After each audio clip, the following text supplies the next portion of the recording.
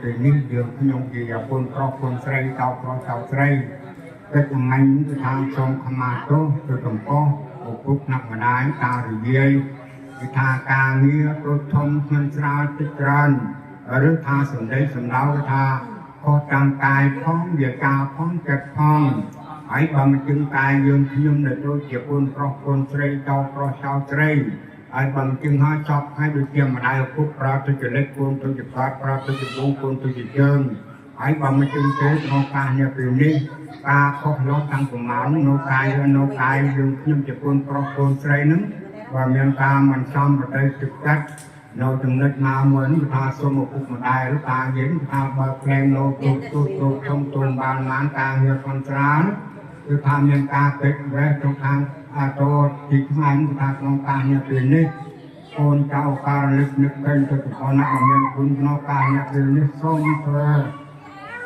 ជាកិច្ចខមាទោសអានឹងថាលោកកាយគឺថាលោកកាយដូចជាពុកប្រទៅជាលេខគុណទៅជាបាប្រទៅជាវេគុណទៅជាយើងហើយបានគុណធ្វើតាមទេក្នុងការងារពេលនេះ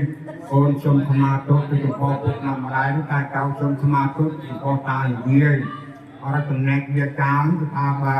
មានភាពសម្ដែងគឺថាការខុសលំចំរំទោសទៅមិនស្រាលចិត្តប្រកបទៅចំពោះពុកណាម្ដាយឬតានិយាយគឺថាក្នុងការងារពេលនេះបើថាសម្ដែងយើងខ្ញុំជាគុណប្រុសគុណស្រីចៅប្រុសចៅស្រីមានការខុសលំចំរំមានប្រកបចិត្តទៅលើចំពោះពុកណាម្ដាយនោះសម្ដែងណាមិនចំរំសូមពុកម្ដាយឬតាយើងថាអត់ណូតសម្ដែងសម្ដៅលើយើងខ្ញុំជាគុណប្រុសគុណស្រីក្នុងការងារពេលនេះហើយចំណែកថាចាត់យើងខ្ញុំនៅគុណប្រុសគុណស្រីចៅប្រុសចៅស្រីមានការកិច្ចវេះឬថាឪពុកប្រមការកម្មធ្វើតាមពីថាមានកិច្ចវេះលោកការងារប្រកបស្បចាំមកអស់បានជឿហើយសូមឪពុកម្ដាយនិយាយ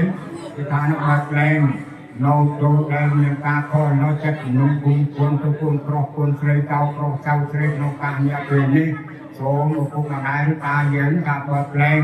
លោកចូលបានយើងគឺគុណប្រុសគុណស្រីតាំងពីថ្ងៃតរៀងចូល